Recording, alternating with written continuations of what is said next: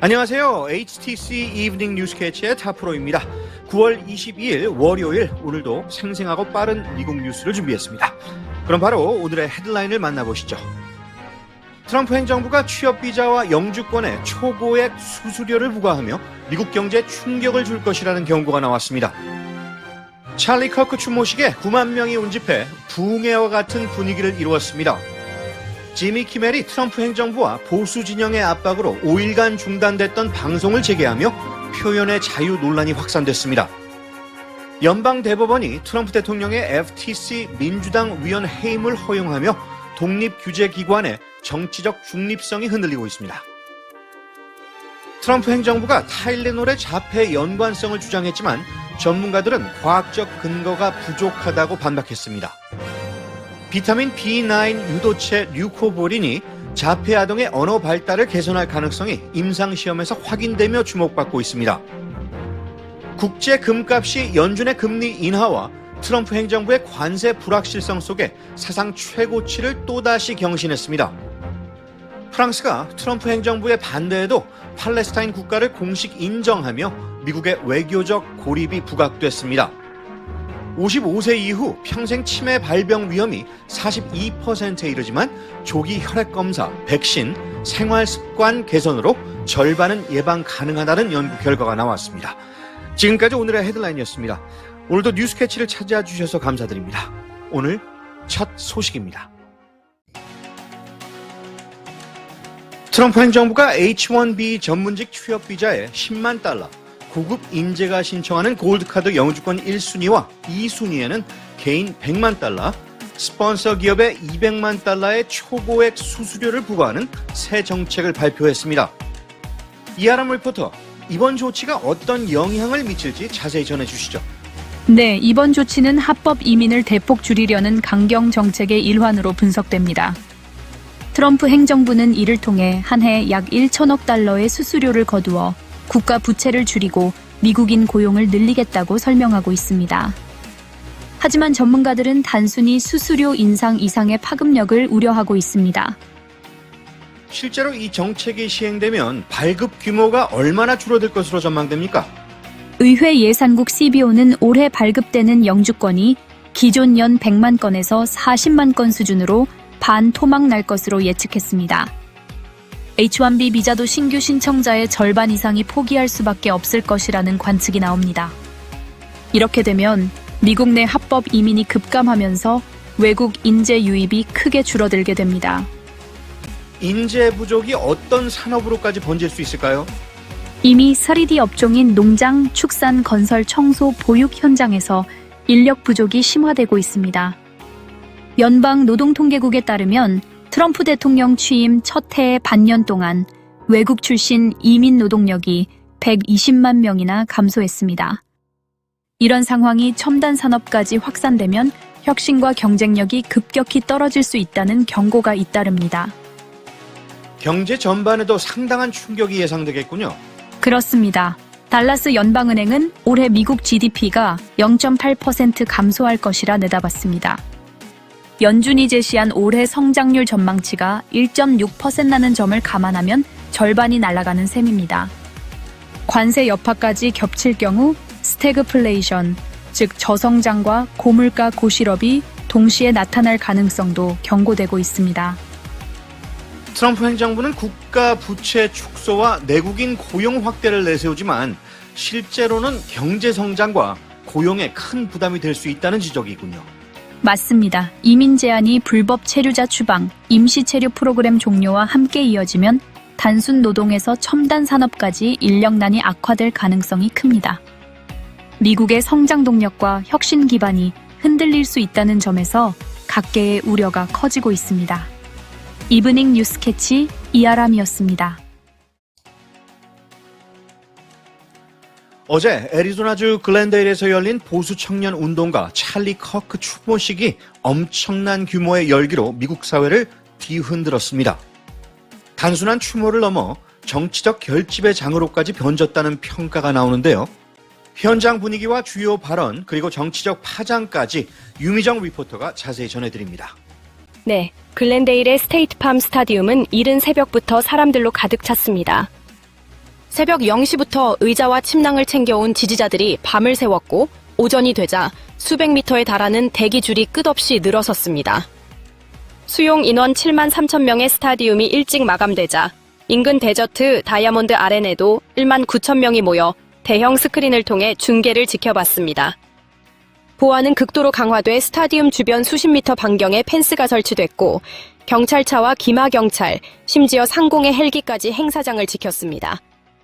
주최 측은 사전에 가방을 들고 오면 입장할 수 없다고 공지해 현장에서는 작은 깃발과 휴대전화 외에는 눈에 띄는 물품이 거의 없었습니다. 현장에서 만난 시민들은 어떤 이야기를 들려주었습니까? 강경 지지자들은 커크를 자유 발언의 상징으로 칭하며 분노와 결의를 드러냈습니다. 칼 쿤스만 씨는 그들은 한 사람을 죽였지만 우리는 도시를 불태우지 않았다. 우리는 기도하며 모였다고 말했습니다.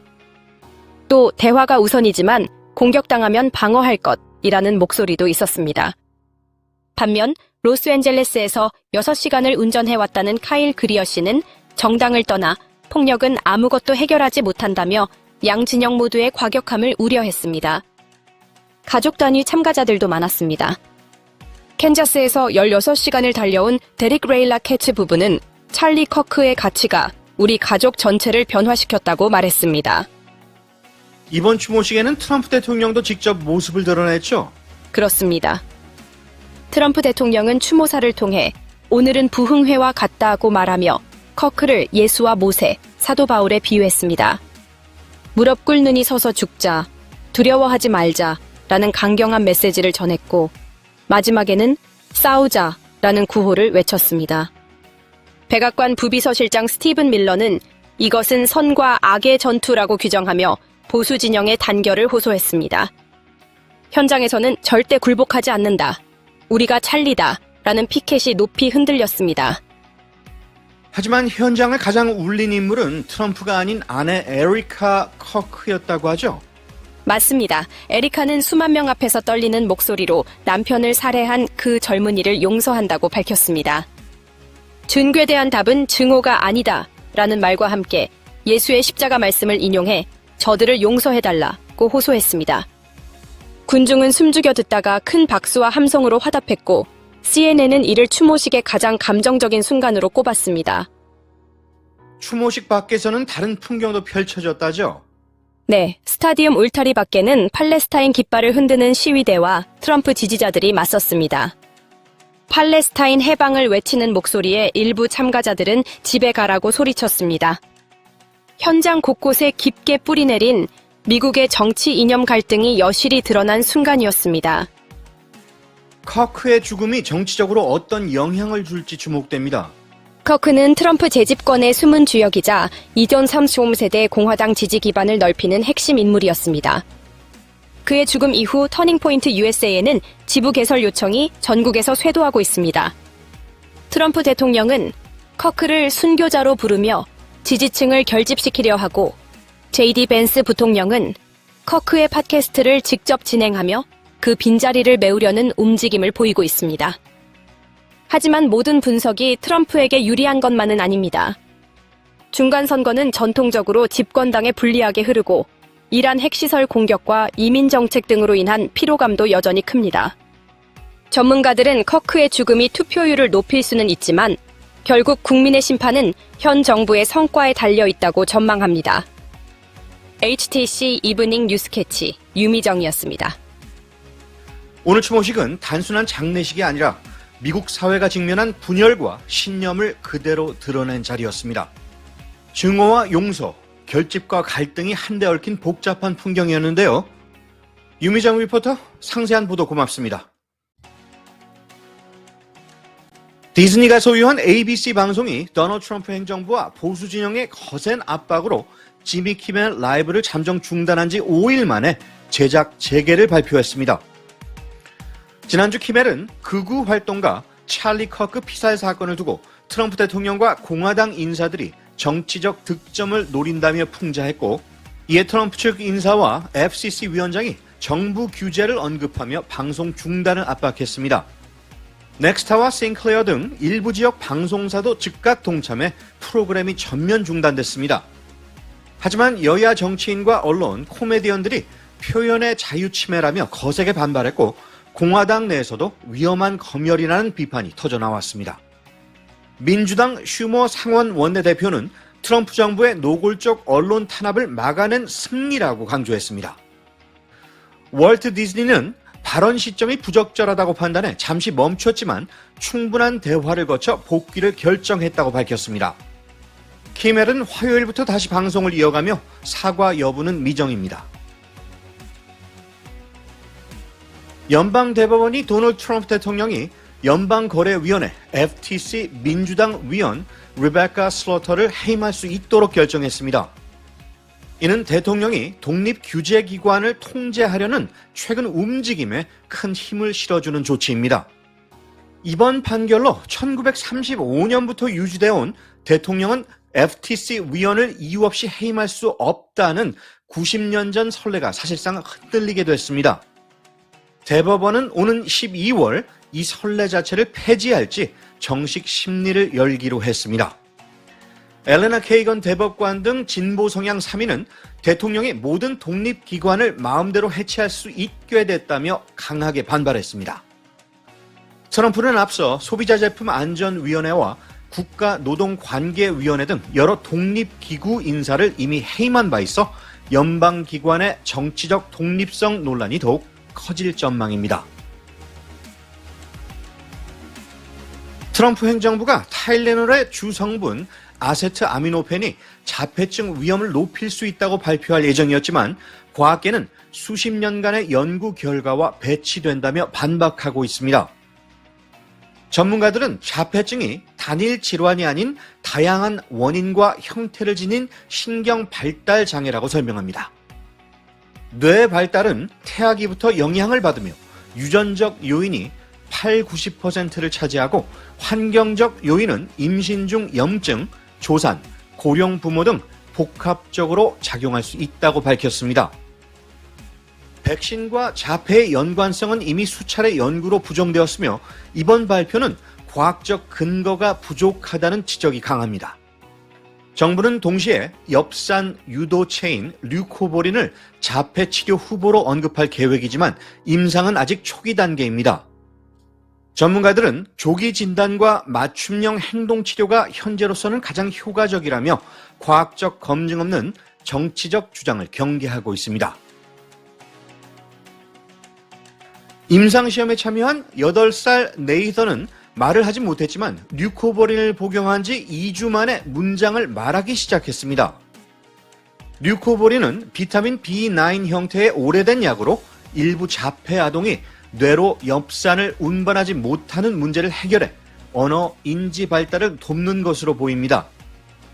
미국과 여러 나라에서 소규모 이중 맹검 연구가 진행됐으며 참가 아동의 60% 이상이 언어 능력 향상을 보였습니다. 부작용도 대부분 경미했고 일시적이었습니다. 트럼프 행정부와 보건복지부 장관 로버트 F. 케네디 주니어는 이 치료제의 신속 승인 가능성을 시사했지만 과거 백신 자폐 연관설을 주장해온 전력이 있어 과학계는 신중한 입장입니다. 전문가들은 희망은 있지만 아직 초기 단계라며 대규모 임상과 장기 안전성 검증이 필요하다고 강조했습니다. 자폐 치료의 새로운 가능성으로 주목받지만 과도한 기대와 정치적 논쟁을 경계해야 한다는 목소리가 큽니다. 국제 금값이 다시 사상 최고치를 찍었습니다. 오늘 뉴욕 상품거래소에서 12월 인도분 금 선물은 온스당 3,775.10달러, 금 현물은 3,747.08달러로 각각 전 거래일 대비 1.9%, 1.7% 상승하며 최고가를 경신했습니다. 트럼프 행정부의 관세 정책이 불확실성을 키우는 가운데 연방준비제도가 지난주 금리 인하를 재개하고 연내 추가 2차례 인하를 시사한 것이 랠리를 이끌었습니다. 연준의 스티븐 마이런 이사는 현재 기준금리가 중립 수준보다 2%포인트 높아 공격적 인하가 필요하다고 강조했습니다. 러시아 우크라이나 전쟁 등 지정학적 긴장도 안전자산 선호를 부추기며 금값 상승세를 더욱 견인하고 있습니다. 유엔 총회 개막과 함께 프랑스가 팔레스타인 국가를 공식 인정하며 국제사회의 큰 박수를 받았습니다. 이마누엘 마크롱 대통령은 이제 때가 왔다며 사우디와 공동 주최한 회의에서 선언했고 브라질, 터키, 남아공, 인도네시아 등 각국 정상과 유엔 사무총장이 참석했습니다. 트럼프 행정부는 수개월간 이 회의에 불참을 압박하며 팔레스타인 지도자들의 미국 입국을 막았지만 유엔은 마흐무드 아바스 팔레스타인 자치정부 수반의 영상 연설을 허용했습니다. 미국은 인질 석방과 전쟁 종식에는 도움이 되지 않는다며 반발했지만 영국, 캐나다, 호주, 포르투갈 등 주요 우방국도 이미 팔레스타인 국가를 인정한 상태입니다. 이스라엘은 서커스라고 비난했으나 다수 유럽 국가와 글로벌 사우스가 잇따라 지지를 표하며 미국이 고립됐다는 평가가 나오고 있습니다. 이번 선언은 즉각적 변화를 만들지는 않지만 팔레스타인의 상징적 사기 진작을 안겼다는 분석입니다. 미국 연구에 따르면 55세 이후 평생 치매 발병 위험은 42%에 달하지만 최신 연구는 절반가량이 예방될 수 있음을 보여줍니다. 2025년엔 알츠하이머를 90% 정확도로 조기 진단할 수 있는 첫 혈액 검사가 승인돼 누구나 쉽게 검사받을 길이 열렸습니다. 생활 습관 개선도 큰 효과를 입증했습니다.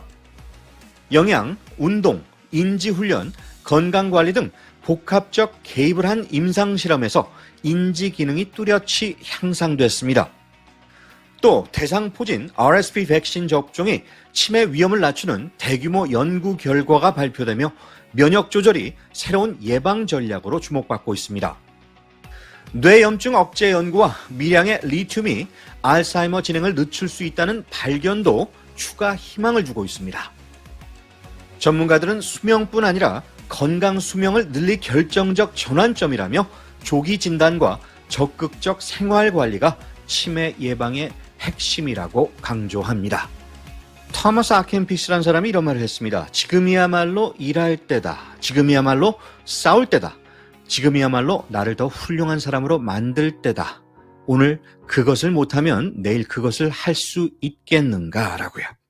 오늘 그것들을 하시는 여러분 되시기 바랍니다. 이브닝 뉴스 캐치 오늘 소식은 여기까지입니다. 좋은 밤, 좋은 하루 되시기 바랍니다. 진행의 타프로였습니다.